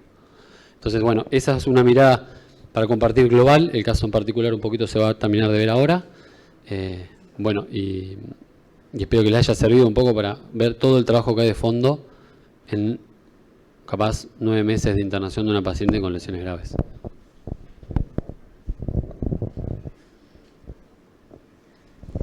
Bueno, continuando con la rehabilitación kinésica del caso que les comentaba Germán recién. Entonces, un repaso, es una paciente joven que tuvo lesión grave de partes blandas de un miembro inferior y amputación del lado contralateral. En cuanto a kinesiología, como les comentaba antes, utilizamos para el planteo de objetivos a la CIF, recuerden, por lo tanto, acá lo que les voy a mostrar para fines dinámicos son la evaluación, es decir, a la paciente se la evaluó en 3 momentos específicos: al ingreso, T0, a internación, a los 5 meses, después de haber realizado un programa de rehabilitación del amputado basado en la evidencia durante el periodo preprotésico, y a los 10 meses, después de haber realizado un tratamiento protésico. En esta tabla, donde vamos a ver la evaluación de las funciones y estructuras corporales, pero del miembro inferior remanente, donde dijimos que había lesión grave de partes blandas, vamos a ir viendo la evolución de la paciente en sí, en distintos parámetros en los 3 tiempos de evaluación, donde quiero destacar sobre todo los cambios significativos que podemos observar. Con la rehabilitación logró completar sobre todo el rango de movimiento de flexión de rodilla, que es lo que estaba más limitado, así como también la flexión dorsal de tobillo. Si vamos a la evaluación del muñón propiamente dicho, podemos ver cómo hubo cambios significativos, sobre todo en el rango de extensión de cadera. Fíjense que pasamos de valores negativos a 30 grados en la evaluación final, que es un valor bastante importante a tener en cuenta en un paciente amputado, que requerimos de la extensión de cadera para poder realizar la marcha en la fase de apoyo en la prótesis. Por otro lado, si bien podemos ver cómo se logró estabilizar el edema del muñón, otro factor importante para el equipamiento protésico, como mencionaban antes, esto se logra gracias al vendaje y a los ejercicios realizados en el muñón. Por otro lado, otro valor importante es la disminución del dolor fantasma referido por la paciente. Fíjense que empezó al inicio con valores de 10 de 10 en una escala numérica de dolor, y a través de distintos abordaje kinésico, sumado al uso del vendaje y el tratamiento médico, se pudo lograr 0 de 10, ¿sí? Y otro dato importante es la confianza en su equilibrio. Después de haber tenido el accidente, cuando evaluábamos la percepción de confianza en su equilibrio, nos dio un puntaje de 0, y luego de los 10 meses logró más de 80% de confianza en su equilibrio. Por lo tanto, nos habla de buena confianza en equilibrio para realizar distintas actividades específicas. Y por último, en la evaluación de actividad y participación, lo que más quisiera destacar es cómo se logró modificar el nivel de movilidad. Este nivel de movilidad K, como se ve en la tabla, nos va a hablar del potencial de recuperación de la paciente. Cuando ella ingresó tenía un nivel de movilidad K0. Nos habla de una persona usuaria en silla de ruedas. Luego de 10 meses de tratamiento logró un valor K3, que nos habla de una persona con potencial de rehabilitación de marcha en la comunidad, sin ninguna limitación. pudiendo sortear obstáculos, modificar la cadencia de la marcha también. Brevemente comentarles, como les había mencionado, es una paciente que estuvo internada, empezó con este tipo de heridas en el miembro inferior remanente, donde nosotros a nivel kinésico acompañamos en las curaciones, es decir, con distintas estrategias como el uso de magnetoterapia, más ejercicios para ayudar a la cicatrización y a mejorar la irrigación de la zona. También trabajamos en los rangos de movimiento y una vez que se autorizó la carga de peso en el miembro inferior remanente, pudimos empezar a trabajarlo en forma progresiva. Fíjense en las dos imágenes cómo fue disminuyendo el volumen del edema, que también es importante para no equiparla antes de tiempo. Trabajamos la cicatriz, trabajamos lo que es el entrenamiento cardiorrespiratorio para que ella pueda tener un buen desplazamiento en la comunidad. Cuando ya estaba en condiciones el muñón y el miembro inferior remanente, se logró equipar con la preprótesis o el pilón de marcha que se confeccionó acá por el equipo de ortesis y prótesis. Se trabajó el equilibrio, inclusive se trabajó marcha con pilón. Y finalmente, después de realizar un buen tratamiento, por decir buen, me refiero a un buen tiempo dedicado al tratamiento preprotésico, se logró equipar a la paciente con una prótesis también del hospital, donde ella logró realizar marcha en forma independiente, es decir, no está utilizando una ayuda marcha, no utiliza más la silla de ruedas, utiliza una prótesis, en este caso es una prótesis con una rodilla monocéntrica, con un pie SACH, es decir, que es una prótesis para un nivel de actividad bajo. Sin embargo, ella, por el predictor de movilidad que evaluamos, recuerden que tuvo un nivel K3, lo que nos permite es poder entrenarla con alto impacto y asesorarla en cuanto al deporte. Es una paciente que previamente a su accidente era deportista, jugaba al vóley, por lo tanto es un gran desafío también tratar de generar su reinserción no solo en la comunidad, sino también en el deporte. No quiero dejar de mencionar que, más allá de que acá está presente junto conmigo el Comité de Amputados, como ella estuvo internada, también tuvo todo el abordaje interdisciplinario de internación. Es decir, ella al estar internada recibió también a distintos profesionales que la abordaron durante su periodo de internación. Como por ejemplo, que trabajó codo a codo con nosotros, con los kinesiólogos, el equipo de psicología, con la licenciada Alejandra Paludi, que fue muy importante para lograr el alta de la paciente, ya que una de las limitaciones que ella nos refería era: camino a la comunidad, no tengo ningún problema, pero no puedo subirme a un colectivo otra vez. Entonces, lo que hicimos en conjunto con Psicología de Internación fue programar una salida terapéutica, acompañada por psicología, paciente y yo como kinesióloga, y pudimos quizás acompañarla en ese proceso de volver a subir a un colectivo. Al día de hoy utiliza el colectivo como medio de transporte. Por otro lado, durante la internación también pudo ir a lo que es el Servicio de Recreación y Deportes, realizó un curso de maquillaje que también permite que ella pueda tener una salida laboral. Y también, muy felizmente, les contamos que al día de hoy ella es parte de la selección argentina de paravóley, es decir, pudo volver a realizar su deporte que tanto ama y que tanto la apasiona, y está viajando por el país con su prótesis, y luego para realizar el deporte retira la prótesis, juega. También pudimos nosotros asesorarla en no lesionar la piel del miembro inferior remanente, que había sufrido distintas lesiones. Entonces, hicimos un acompañamiento, no solo desde el hospital, desde la parte de internación, sino después acompañarla con todo el Comité de Amputados para lograr su reinserción en la comunidad.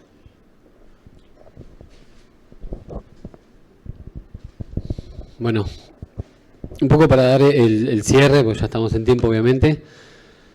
Esto es un caso que obviamente fue para nosotros exitoso por cumplir con esta mirada social de la rehabilitación, y que hay mucho trabajo de fondo, como decíamos, 30 personas para lograr esto, y la verdad que vale la pena seguir apostando al trabajo, al seguimiento, a la consulta, al saber esperar los tiempos. como hablamos en su momento con medicina estética también, en el cuidado de la herida, y era bueno, cuándo si está el tendón expuesto y cuándo avanzamos y cuándo no. Hay grises en el medio y los grises se van solucionando, yo creo, con la vigilancia y el laburo progresivo, respetando los tiempos.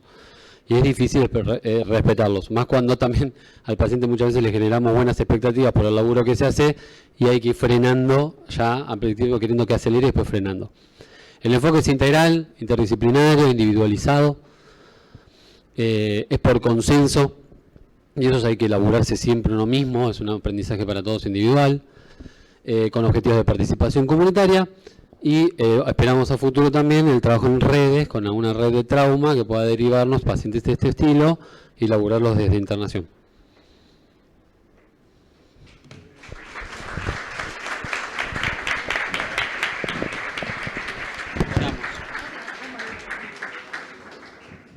Bueno, queremos recordarles que en el patio de la capilla hay stands de la escuela número 37 de ciegos y baja visión que están mostrando y ofreciendo sus productos, así que no dejen de pasar por ahí. Ahora sí, seguimos con la siguiente ponencia. El tema es implementación de sistemas aumentativos alternativos de comunicación en el Hospital Manuel Roca para favorecer la accesibilidad e inclusión.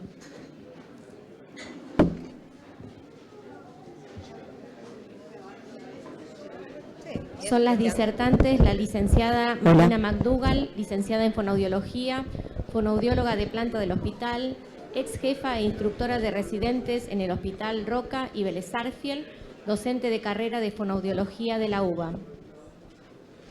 La licenciada María Eugenia Vitró, licenciada en terapia ocupacional, PO de planta del hospital, certificada en integración sensorial, posgrado en estimulación temprana en niños de alto riesgo.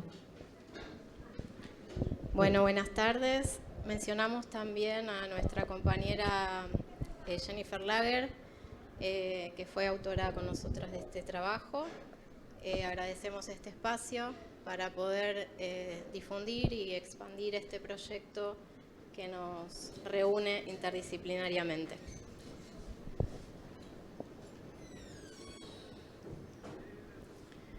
Bueno, para introducir al tema queríamos compartir algunos conceptos teóricos que fundamentan la generación de este proyecto. El lenguaje oral es una forma básica de comunicación y nos permite poder transmitir nuestros deseos, intereses, necesidades y modificar el entorno.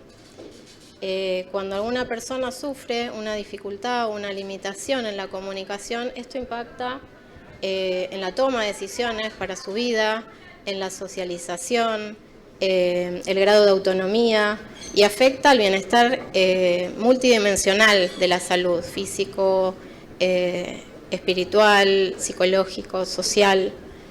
Y para nuestra sociedad es frecuente ver personas que con alguna discapacidad utilizan o adquieren productos de apoyo como una silla de ruedas, un bastón, anteojos, audífonos, pero no está tan naturalizado justamente esto, el poder tramitar o poder disponer de comunicación asistida a través de dispositivos. El modelo de la discapacidad ha ido evolucionando también. El enfoque pasó a estar centralizado en el individuo y tiene en cuenta que es el contexto el que genera las barreras. Entonces serán los entornos los que vayan a promover, facilitar o limitar las oportunidades que tenga el sujeto para sostener la rehabilitación o la habilitación a lo largo de toda la vida.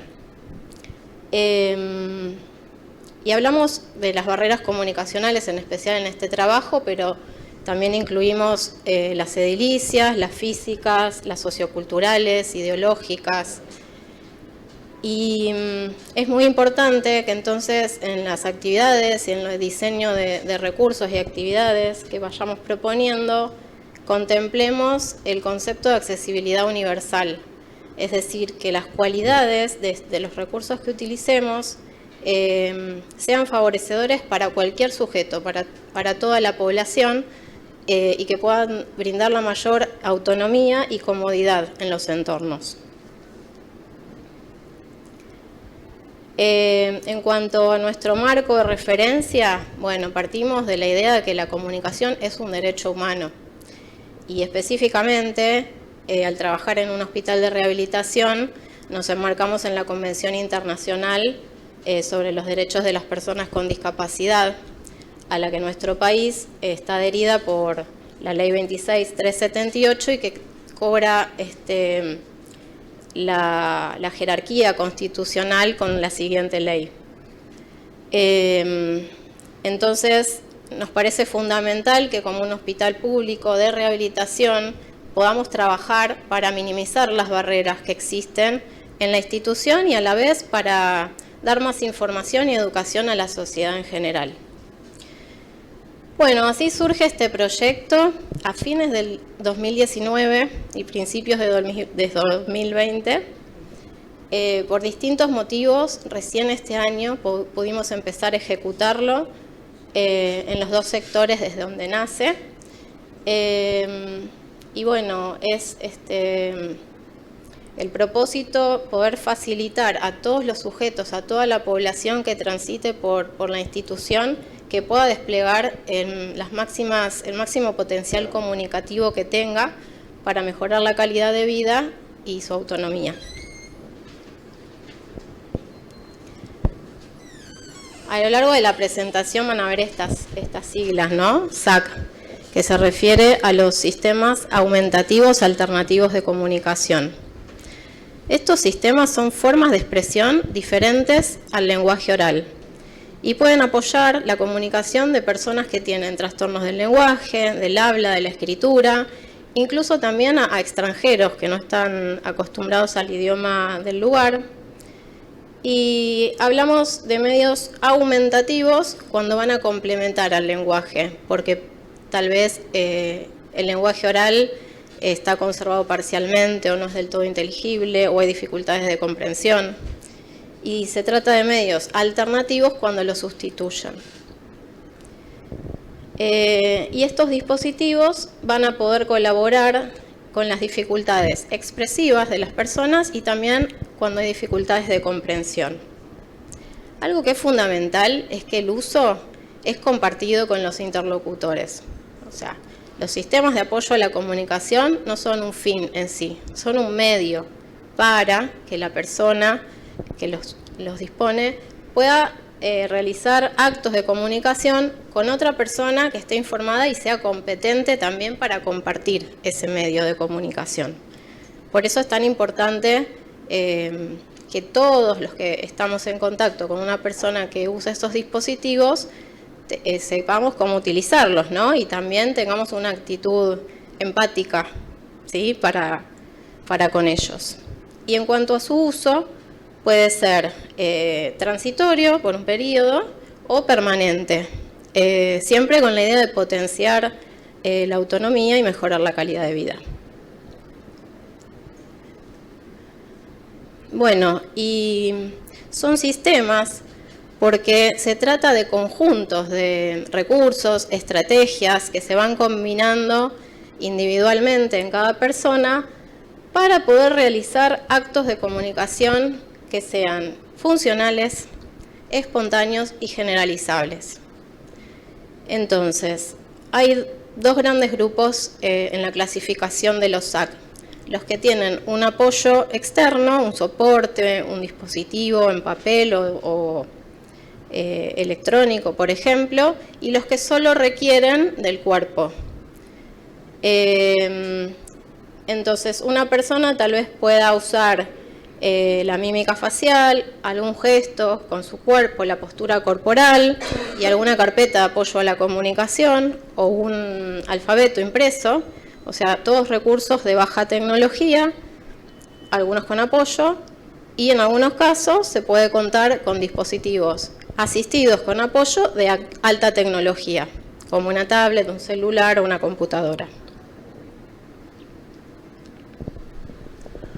Bueno, les vamos a contar un poco ¿Cuáles son los objetivos de esta presentación, en principio, que es una partecita pequeña de nuestro proyecto?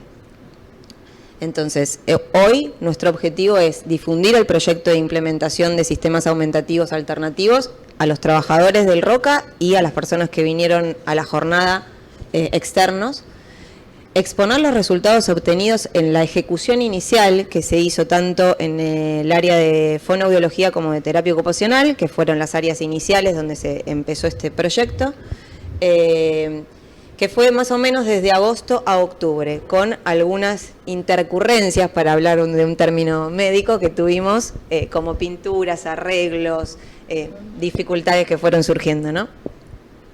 Y por último, promover la finalización del proyecto, que va mucho más allá que esta primera etapa, y la expansión. La población a la que está dirigida esta presentación son ustedes, los trabajadores del ROCA y los asistentes de otras instituciones, y la metodología fue un estudio longitudinal, prospectivo, cualitativo y descriptivo. Ahora, para que puedan entender un poco más de qué se trata el proyecto general que armamos, que construimos, les planteamos los objetivos del proyecto general. El primer objetivo es promover la utilización de estos sistemas aumentativos alternativos de los que hablaba Marina. Promoverlos, pero en toda la población del hospital, en los pacientes, en los familiares y en el personal, que creemos esto como uno de los aspectos centrales. Esto que Mari dijo antes de los interlocutores, ¿no? Si no hay un interlocutor presente y predispuesto, ese acto de comunicación no se va a poder dar. Y en esta etapa, los sistemas que usamos son sistemas de baja tecnología. Como segundo objetivo es mejorar la comunicación funcional entre el paciente y su entorno, tanto los pacientes internados como los pacientes que vienen a consultorio externo. Optimizar la orientación temporoespacial, tanto de los pacientes como de las otras personas que circulan en el hospital, a través de recursos visuales.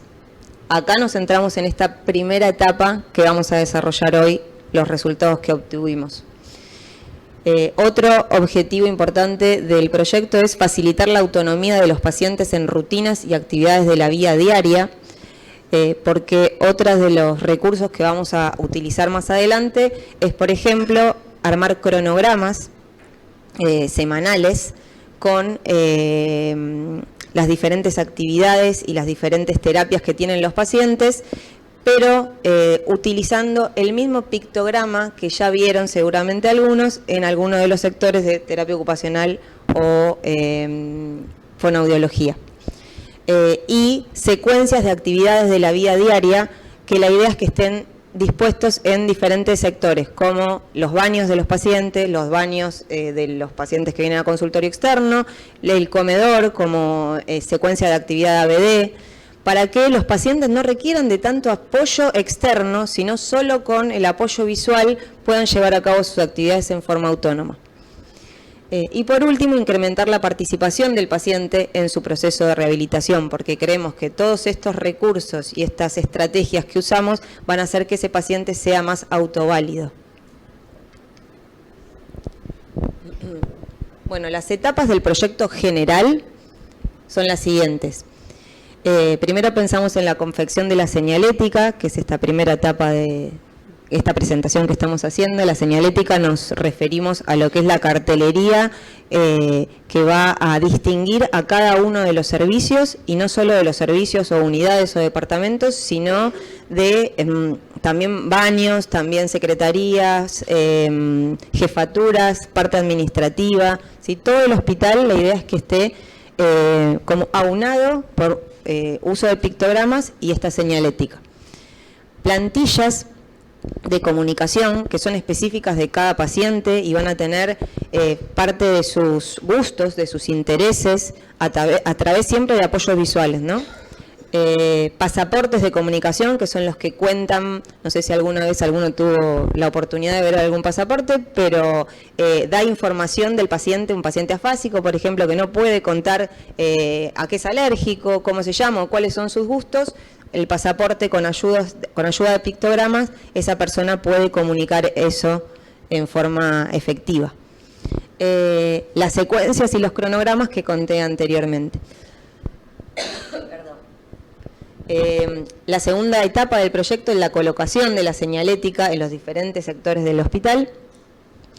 La tercera es la difusión y ejecución de la capacitación al personal, porque como dijimos antes, sin un interlocutor capacitado, empático y con información, no va a ser posible este proyecto. La utilización de estos recursos en los diferentes sectores y en los diferentes pacientes que así lo requieran. Y por último, la evaluación y monitoreo. ¿Por qué? Porque pensamos que en esa devolución que podemos lograr a través de esta evaluación es que podemos seguir creciendo y podemos seguir trabajando en forma conjunta y en equipo. Y a la vez ir tomando de la experiencia que vamos teniendo para mejorar en los pasos a seguir. Bueno, en la ejecución inicial del proyecto, lo que hicimos fue una encuesta anónima a través de un Google Form sobre el conocimiento general que tenía la población del hospital y algunos inscriptos a la jornada, pero externos del hospital, sobre qué eran los SACs. Y se envió también una infografía para dar, después de esa breve encuesta, un poco de información a las personas que habían participado de esta encuesta. Como segundo paso fue la confección y colocación de señalética para los sectores de fonoaudiología y terapia ocupacional. Ahí tienen dos ejemplos de lo que es la señalética.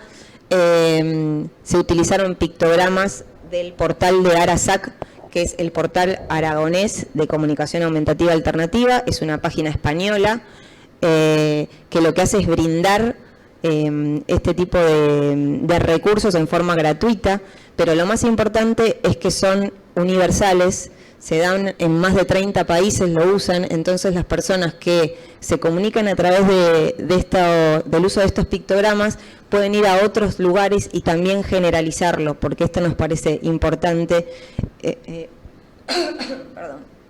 a nivel proyecto, que esto sea generalizable y no que sea solo exclusivo del ROCA. Luego de esto, luego de colocar esta señalética en los diferentes sectores y pasado un tiempito breve, hicimos una encuesta de satisfacción a los trabajadores y a los rotantes de los dos servicios, de fono y de TO.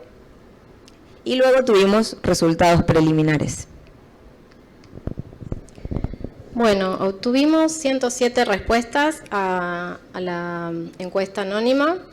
El 70% fue dado por personal del hospital.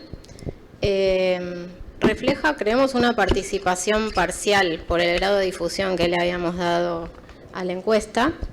Y vamos a ir analizando lo que contestaron estas 107 personas.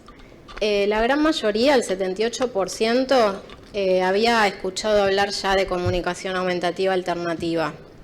Y el 64% conocía a alguien que usaba algún dispositivo de SAC. Sobre para qué creían que pueden ser útiles estos sistemas, se podía elegir más de una opción. Predominó con un 84% la opción de que facilitan la comunicación, en un 63% que facilitan el desempeño en actividades de la vida diaria y en un 54% que pueden ayudar a personas que tienen dificultades en el habla.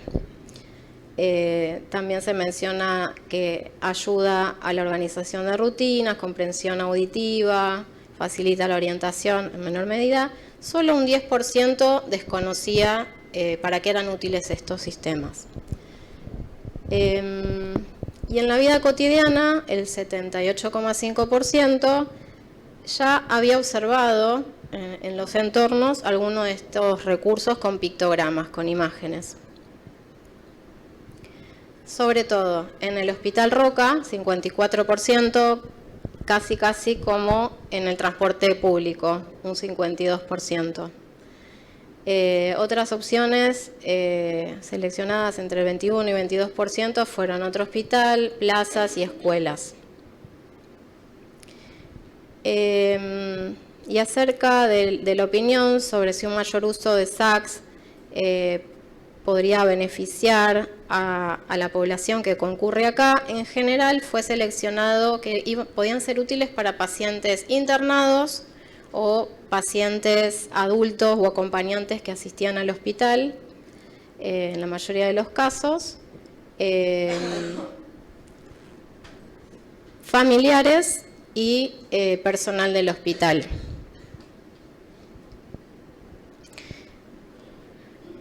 En general,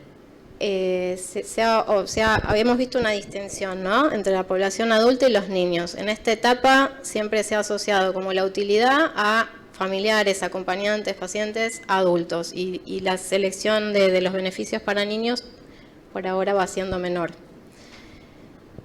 Y esta era una pregunta como más de autorreflexión, ¿no? Si a uno nos ocurre un evento que nos dificulta, nos imposibilita poder expresarnos, poder comprender el lenguaje que hablamos, ¿qué importancia le daríamos a una ayuda de este tipo? Puntuando un 0 a nulo y 10 a que fuera imprescindible. Se me borran los números, pero el 79.4 puntuó un 10, como que es imprescindible. Y sumando los que eligieron la puntuación 8 y 9 fue un 14% más. O sea, casi un 100% piensa que si tiene algún evento de su salud que le impide comunicarse, un sistema aumentativo alternativo de comunicación va a ser muy útil. Y respecto al sector, porque la encuesta era anónima, pero para tener una idea de quiénes también habían participado, a quienes había llegado esta información, el 48.5 fueron profesionales como kinesiólogos, fonos, psicopedagogos del hospital, el 25% médicos, el 8% enfermeros, después le siguen algunos docentes, camilleros y meseros u otros. Bueno, y acá les compartimos la alegría de poder colocar los primeros carteles, no solo en el ingreso al servicio, sino de acuerdo a la especificidad de cada uno de los consultorios. En terapia ocupacional, en fonoaudiología, de la gestión con la directora, a la que le agradecemos mucho el apoyo. Bueno, y luego de la colocación de esta señalética que vieron recién en las fotos, hicimos una encuesta de satisfacción en los dos sectores.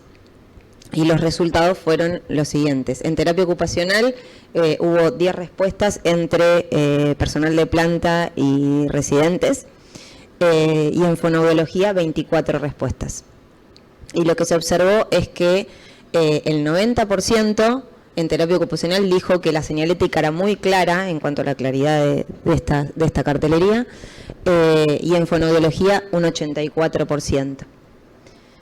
En cuanto a los beneficios que pudieron observar en este periodo, la mayoría en terapia ocupacional pensó que tenía que ver, el mayor beneficio era la orientación general de los pacientes adultos, y en fono, orientación general de pacientes adultos y también de familiares. Por eso Marina hacía referencia a que todavía las infancias no estaban tan como pensadas o incluidas dentro de esta etapa del proyecto. Se les consultó también qué pensaban, qué más podría beneficiar si el uso fuese más prolongado en el tiempo de la señalética. Y el 70% en terapia ocupacional habló de la orientación general del personal. Ya se incluyó al personal, no solo a pacientes y a acompañantes. Y en fono pensaron también que iba a mejorar la orientación de los pacientes adultos y de los familiares. En cuanto a la pregunta de implementarlos en otros servicios y sectores del hospital, en terapia ocupacional se pensó que en el 100% va a ser muy útil que en otros sectores esté este tipo de señalética. Y en fonoaudiología un 96%. O sea, pensando, es casi un 100% de la gente que respondió con una respuesta positiva a este proyecto.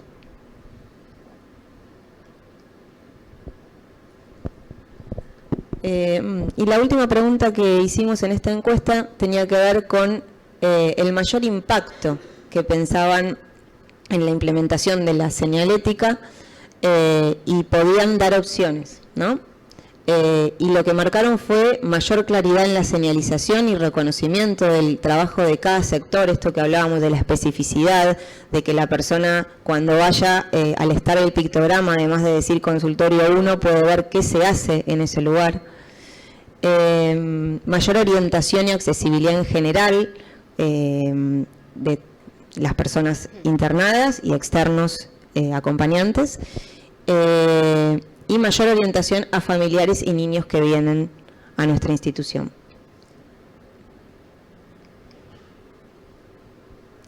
Hasta acá llegamos con esta primera etapa del proyecto, que fue la colocación de la señalética, y así es como vamos a continuar. Hicimos un check de lo que ya pudimos ir haciendo, hicimos contacto con empresas privadas y con la Comuna 10, para difundir la propuesta y solicitar una financiación que agradecemos enormemente a REAB porque brindó una donación que va a permitir que la mayoría de los sectores del hospital cuente con la señalética, así que estamos súper contentos. Pero más allá de la ortopedia y la donación, creemos que es fundamental el apoyo que nos dio tanto la dirección como sectores médicos. Sandra Ferraro, que no sé si está, fue fundamental para que este proyecto se pueda llevar también a cabo. Y cada una de nuestras jefas. Eso, no me dejaste terminar. Ay, perdón. A nuestra jefa. Sí, que la verdad que fue un apoyo muy importante cuando el proyecto parecía estancado en algún momento. Tanto Lili como Moni como Vero en mi sector fueron las que impulsaron para que esto vuelva a ponerse en marcha porque creían en el proyecto y porque pensaban que iba a ser beneficioso para todos. Bueno, mantuvimos una comunicación con el portal Arasac, que es lo que les expliqué, que es el portal aragonés, y en qué consiste esta comunicación. Nosotros mandamos el proyecto, ellos saben lo que vamos a hacer. Arasac, como les expliqué, es a nivel internacional, tiene una parte de su página donde tiene ese mapita que pusimos y uno pincha en el mapita y aparecen todos los proyectos a nivel mundial que usan este tipo de pictogramas o de sistemas augmentativos alternativos, porque hay mucho más en la página, es muy interesante. Mandamos el proyecto y ya somos parte de esa comunidad. O sea, el vínculo va a seguir estando en todas las etapas del proyecto. Y bueno, lo que nos queda por hacer todavía son registro de necesidad y confección de señalética para todo el hospital, que lo que pensamos es tener reuniones con cada uno de los sectores para ver las necesidades de cada sector, para que todos sean parte también de la confección, diseño, pero teniendo en cuenta las necesidades de cada uno de los sectores.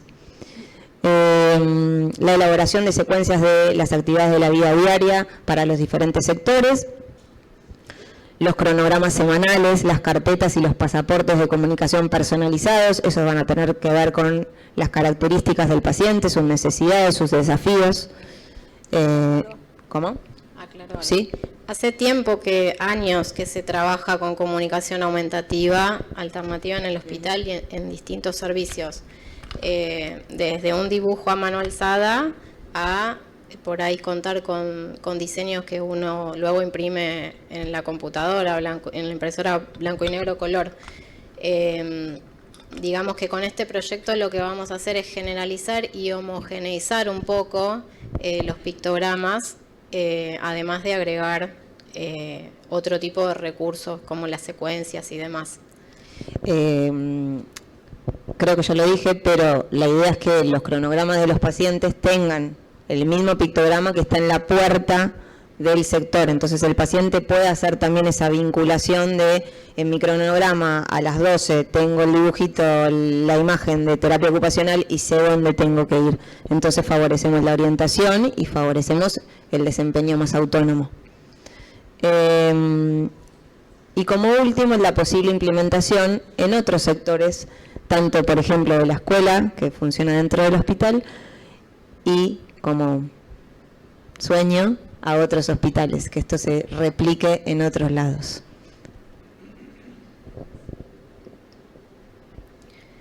Bueno, para concluir, sabemos que se va desarrollando constantemente los recursos de tecnología asistiva a nivel internacional, a nivel nacional, y cada vez está más difundido el uso. Entonces, como hospital de rehabilitación, la propuesta es seguir minimizando las barreras comunicacionales, cognitivas, socioculturales, ideológicas también, y pensar cómo poder seguir transformando en el hospital, al hospital y a las acciones que hagamos para poder ser respetuosos y facilitar la vida, digamos, más independiente y con calidad de los pacientes que concurren y sus acompañantes, sus familias.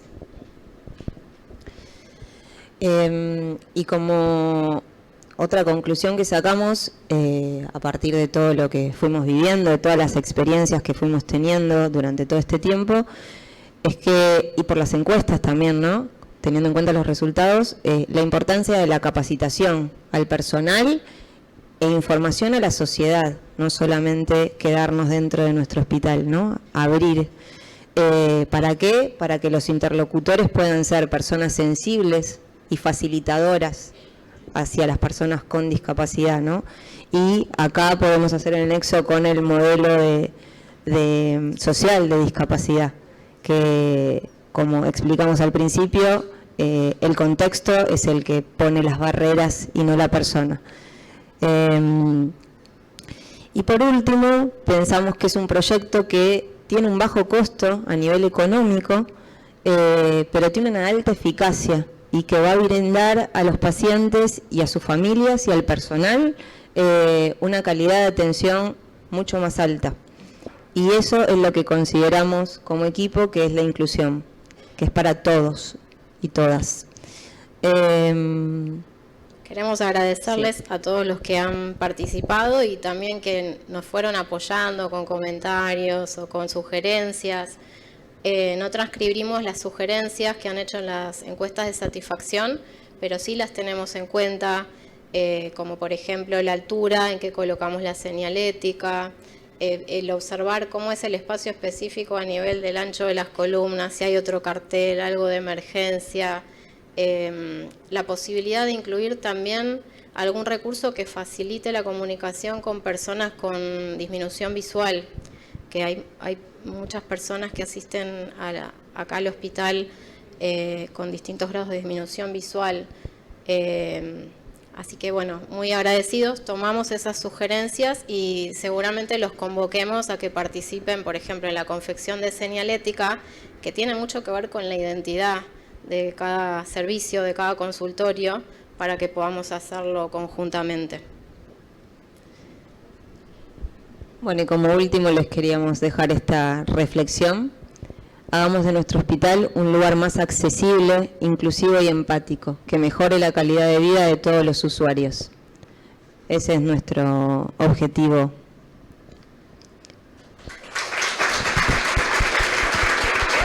Muchas gracias.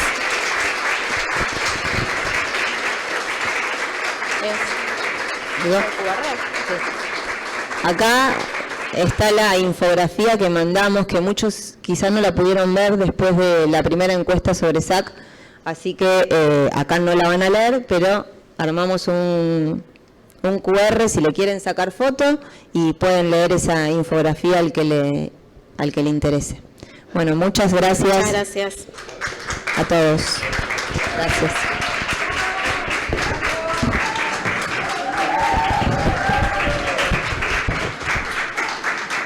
Bueno, estamos por finalizado el primer día de las jornadas. Agradecemos a todos los que participaron en la organización de los mismas y a nuestros invitados y los esperamos mañana para continuar con el segundo bloque a partir de las 8:30 horas.